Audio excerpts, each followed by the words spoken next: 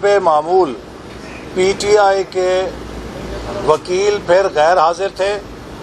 اور P T I نے پھر کارروائی کو ملتوی کرنے کی درخواست کی۔ پی ٹی آئی مسلسل 7 سالوں سے فورن فنڈنگ کیس سے راہ فرار اختیار کر رہی ہے۔ مجھے افسوس سے کہنا پڑتا ہے کہ وہ لیڈر جو دوسروں کو بھگوڑا کہہ کے مخاطب کرتا ہے وہ الیکشن کمیشن آف پاکستان کا بھی بھگوڑا ہے۔ وہ الیکشن کمیشن آف پاکستان میں اس پیسے کا حساب نہیں دے رہا جو اس نے بیرون ملک ممنوعہ ذرائع سے پاکستان دشمن لابی سے حاصل کی ہے۔ وہ اس پیسے کا بھی حساب نہیں دے رہا جو اس نے بیرون ملک مقیم غیر ملکی پاکستانیوں کی حق حلال خون پسینے کی کمائی سے کروڑوں روپے انہیں ورگلا کے اکٹھے کیے اور انہیں اپنی عیاشیوں میں اپنے ذاتی خرچوں میں اڑا دیا۔ ان کا کوئی حساب نہیں ہے اور ان اکاؤنٹس کو الیکشن کمیشن سے چھپایا گیا۔ یہ ایک بہت سنگین خلاف ورزی ہے پاکستان کے آئین کی، پاکستان کے قانون کی۔ اس سے پہلے جب ایک وزیر اعظم کو اس بات پہ نااہل کر دیا گیا کہ اس نے 10,000 درہم اپنے بیٹے سے جو تنخواہ وصول کرنی تھی اسے ڈکلیئر نہیں کیا، آپ اندازہ کیجئے کہ وزیر اعظم نواز شریف کو اس بات پہ نااہل کر دیا گیا کہ اپنے بیٹے سے 10,000 درہم کی تنخواہ آپ نے وصول کرنا تھی، وہ ڈکلیئر نہیں کی۔ وہ آپ کا اکاؤنٹ ریسیویبل تھا، اسے آپ نے شو نہیں کیا۔ یہاں کروڑوں روپے کے پیسے وصول کیے گئے اور وہ ڈکلیئر نہیں کیے گئے۔ اگرچہ اسکروٹنی کمیٹی کی کارروائی پہ بہت سارے تحفظات سامنے آ رہے ہیں، لیکن ان تحفظات کے باوجود اسکروٹنی کمیٹی نے کروڑوں روپے کی خرد برد نان ڈیکلریشن اور نان کمپلائنس ریکارڈ پہ پیش کر دی ہے جو عمران نیازی صاحب نے اپنے دستخطوں کے ساتھ کی ہے۔ تو یہ بات ایک عام پاکستانی سمجھنے سے قاصر ہے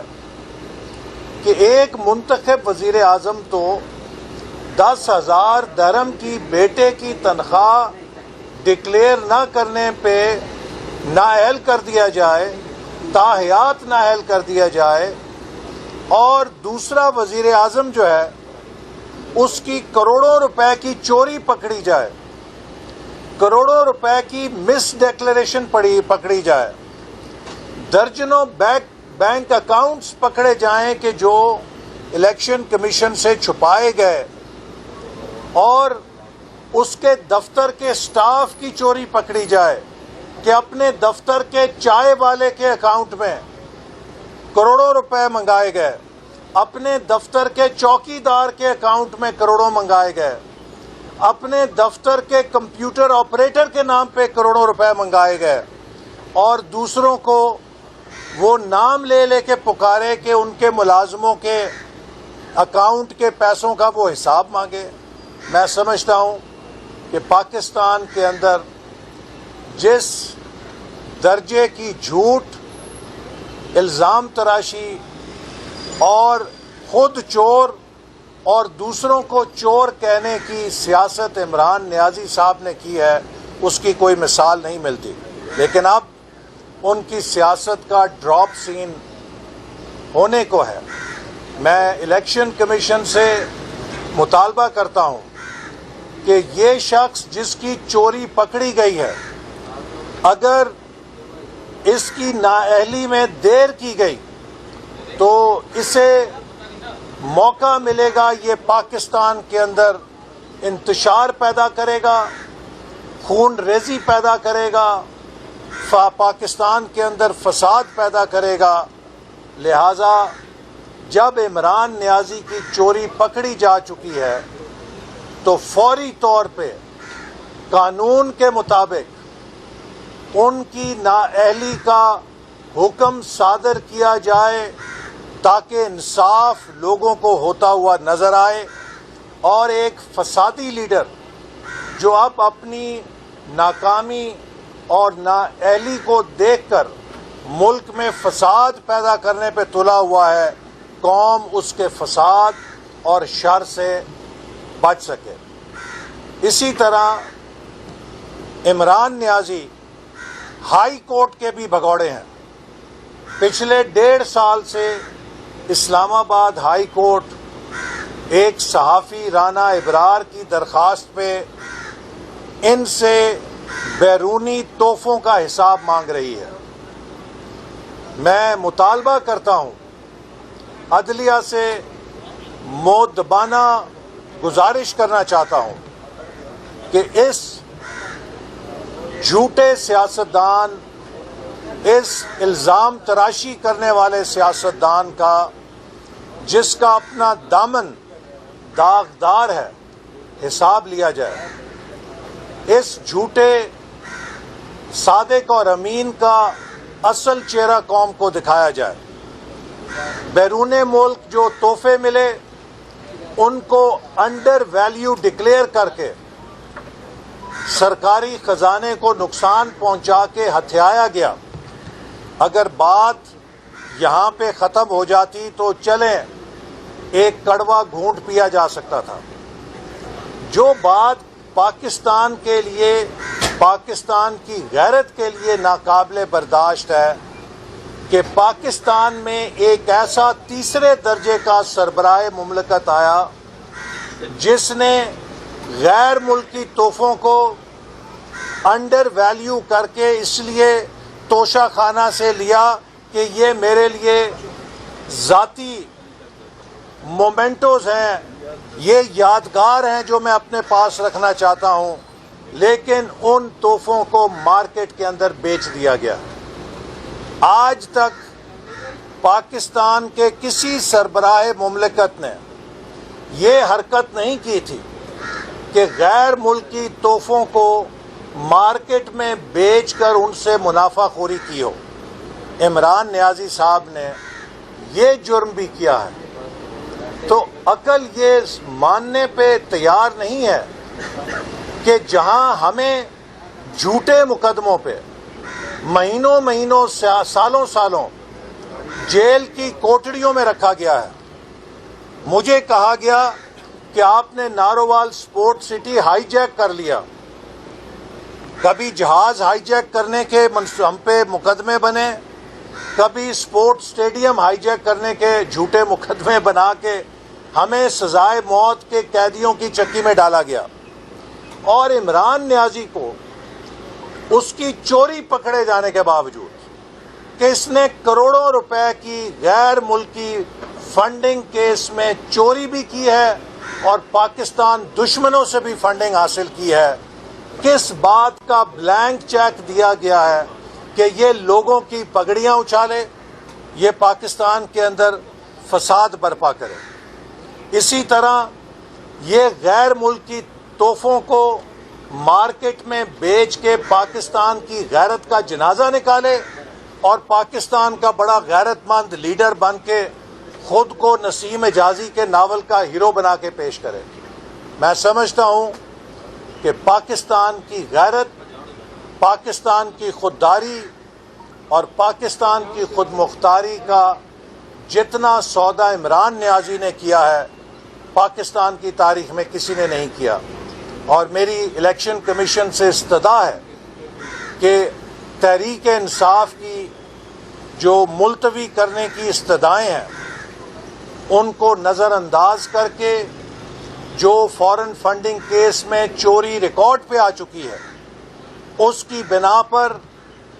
عمران نیازی کو فی الفور نااہل قرار دیا جائے، چونکہ اس کے مقابلے میں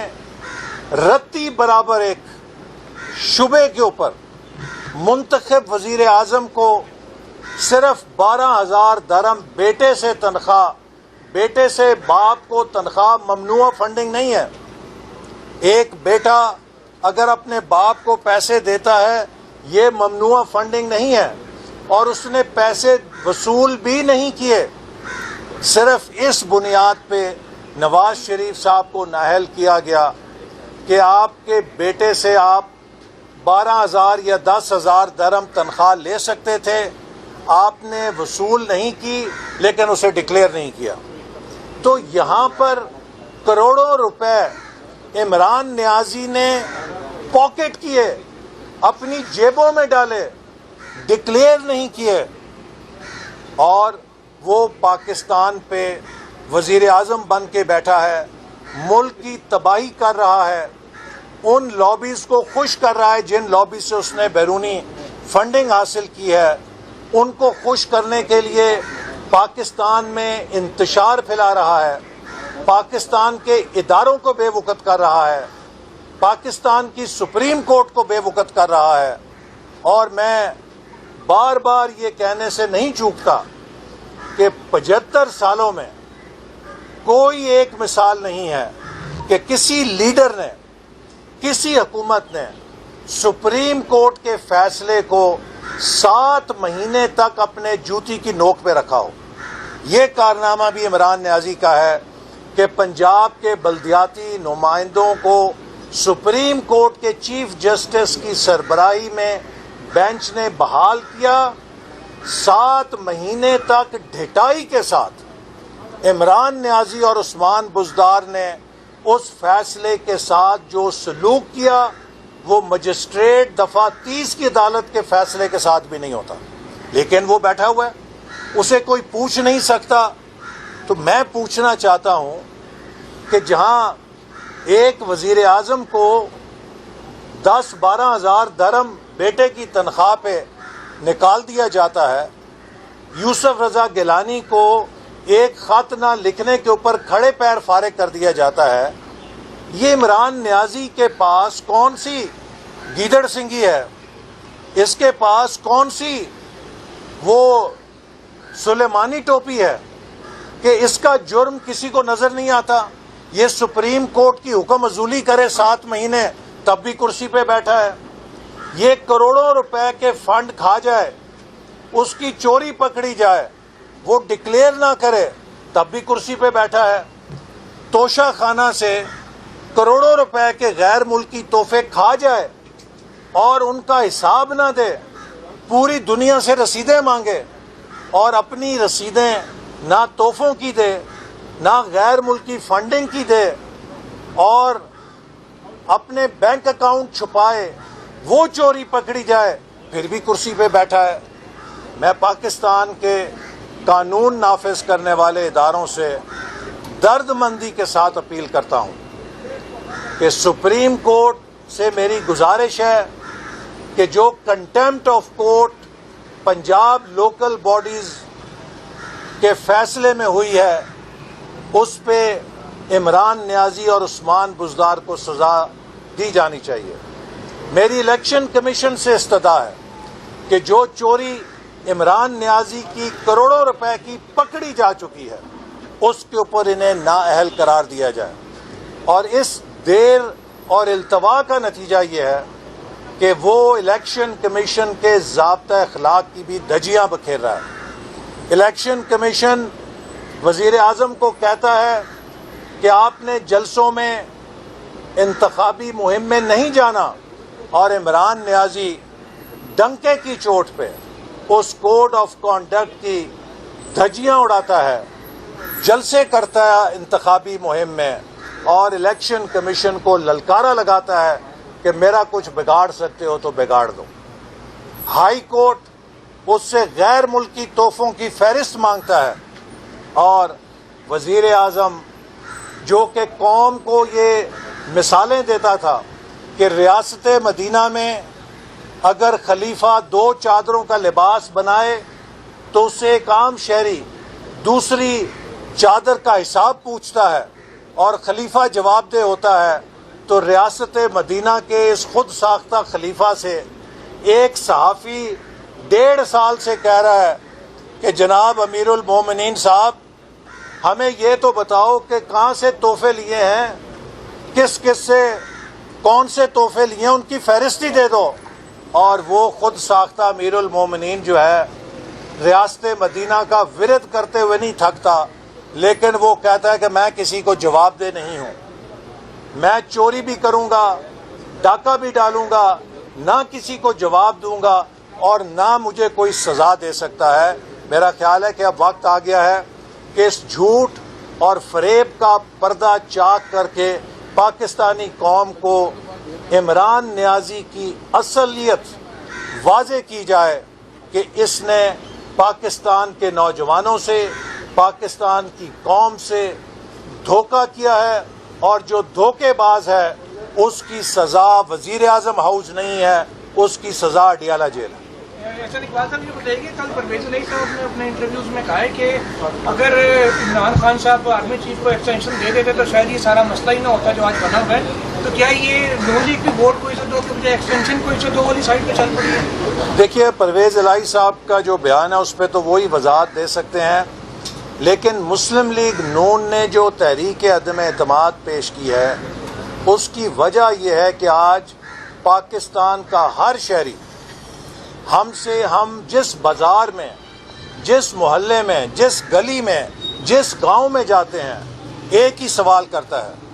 کہ ان ظالموں کو نکالو،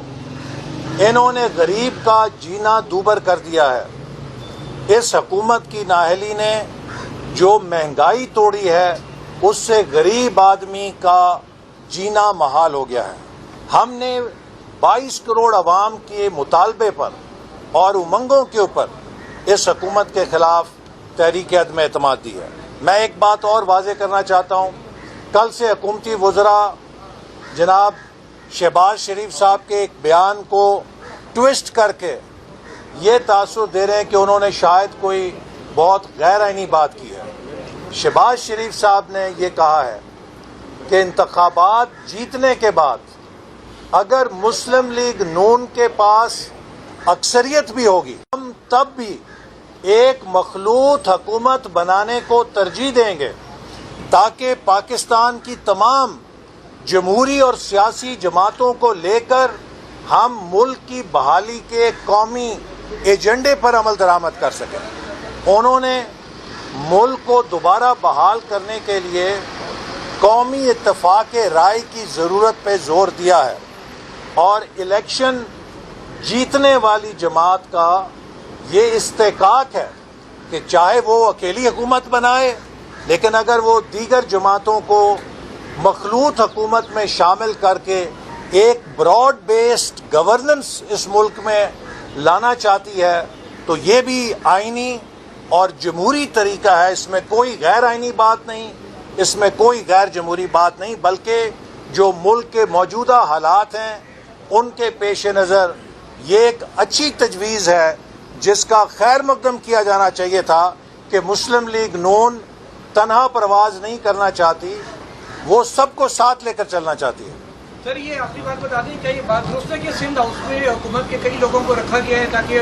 ان کو حکومت کی جانب سے پریشرائز نہ کیا جا سکے؟ میں سمجھتا ہوں کہ عمران نیازی صاحب کے اوسان خطا ہیں، وہ ہارس ٹریڈنگ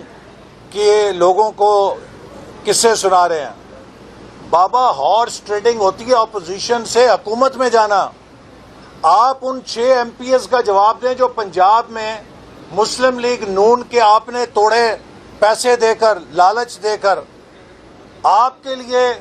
اپوزیشن سے 6 ایم پی اے عثمان بزدار کے ساتھ بٹھانا حلال ہے، اور اگر آپ کے ایم این ایز اپنے عوام کے دباؤ میں، اپنے ضمیر کے دباؤ میں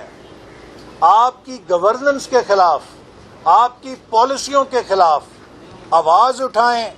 اور حکومت کے بجائے وہ اپوزیشن کے موقف کو درست قرار دیں جو کہ عوام کا موقف ہے، وہ پاکستان کے عوام کے ساتھ آئیڈینٹیفائی کریں، تو وہ ہارس ٹریڈنگ ہے۔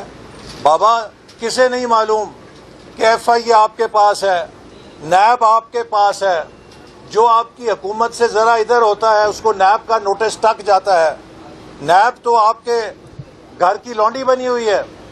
لگتا ہے کہ چیئرمین نیب نے کال اپ نوٹسز کا جو پیڈ ہے وہ آپ کے دفتر میں جمع کرا دیا ہے کہ میری طرف سے جس کو آپ کہیں خود ہی کال اپ نوٹس جاری کر دیں. تو یہ نیب گردی ہو رہی ہو تو کون اپوزیشن کی طرف آئے گا کسی لالچ کی وجہ سے؟ آج اگر آپ کے خلاف جہانگیر ترین گروپ کھڑا ہوا ہے، علیم خان گروپ کھڑا ہوا ہے، یا قومی اسمبلی کے ممبر کھڑے ہوئے ہیں، تو عمران نیازی صاحب یہ سب ایک ہی بات کر رہے ہیں کہ آپ نے اس نئے پاکستان کے خواب کے ساتھ دھوکہ کیا ہے. آپ نے اپنے گرد نااہل وزیروں اور مشیروں کے ساتھ مل کر پاکستان کا اور پی ٹی آئی کا ستیہ ناش اور بیڑا غرق کیا ہے. تو یہ ہارس ٹریڈنگ نہیں ہے، یہ ان لوگوں کی آواز ہے جو وہ آپ کے پالیسیوں کے خلاف احتجاج کی بلند کر رہے ہیں. بجائے یہ کہ آپ اپنے گریبان میں جھانکیں، آپ لوگوں کو دھمکا رہے ہیں،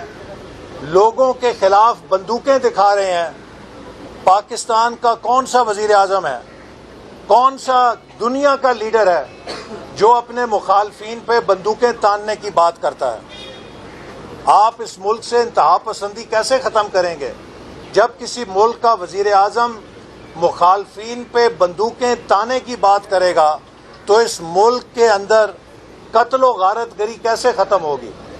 جب اس ملک کا وزیر اعظم مخالفین کے خلاف گالی گلوچ اور غلیظ زبان استعمال کرے گا تو اس ملک میں شائستگی، تہذیب اور اخلاقی اقدار کیسے جنم لیں گی؟ جب اس ملک کا وزیر اعظم نوجوانوں کو تشدد کی ترغیب دے گا تو اس ملک کا نوجوان کیسے جمہوری رویوں کے ساتھ تحمل اور برداشت کی طرف آئے گا؟ عمران خان اب ایک وائرس ہے پاکستانی جمہوریت کے اندر. اگر اس وائرس کو نظام سے نہ نکالا گیا تو یہ پورے نظام کو کرپٹ کر کے تشدد، انتشار اور کولیپس کی طرف لے جائے گا. لہٰذا اس وائرس کا اینٹی وائرس پروگرام آ گیا ہے، اس کا نام تحریک عدم اعتماد ہے، اور انشاءاللہ اس تحریک عدم اعتماد سے یہ عمران خان کا جو جھوٹ، فریب اور تشدد اور نفرت کا وائرس پاکستانی اور کرپشن کا وائرس پاکستان کی سیاست میں داخل ہوا ہے، اس کو واش کر دیا جائے گا تاکہ ہمارا نظام آئین کے مطابق دوبارہ پٹڑی پہ چلے. ہم اس ملک کے وفاق کو دوبارہ مضبوط کریں، تمام جمہوری قوتوں کو اکٹھا کریں، میڈیا کو آزادی دیں، عدلیہ کو آزادی دیں اور پارلیمنٹ کو اس کا کردار دیں تاکہ یہ ملک دنیا میں ایک مضبوط معیشت کے طور پہ کیس کی پھر سماعت ہوئی اور حسب عادت اور حسب معمول پی ٹی آئی کے وکیل پھر غیر حاضر تھے اور پی ٹی آئی نے پھر کارروائی کو ملتوی کرنے کی درخواست کی. پی ٹی آئی مسلسل 7 سالوں سے فورن فنڈنگ کیس سے راہ فرار اختیار کر رہی ہے. مجھے افسوس سے کہنا پڑتا ہے کہ وہ لیڈر جو دوسروں کو بھگوڑا بھگوڑا کہہ کے مخاطب کرتا ہے وہ الیکشن کمیشن آف پاکستان کا بھی بھگوڑا ہے. وہ الیکشن کمیشن آف پاکستان میں اس پیسے کا حساب نہیں دے رہا جو اس نے بیرون ملک ممنوعہ ذرائع سے پاکستان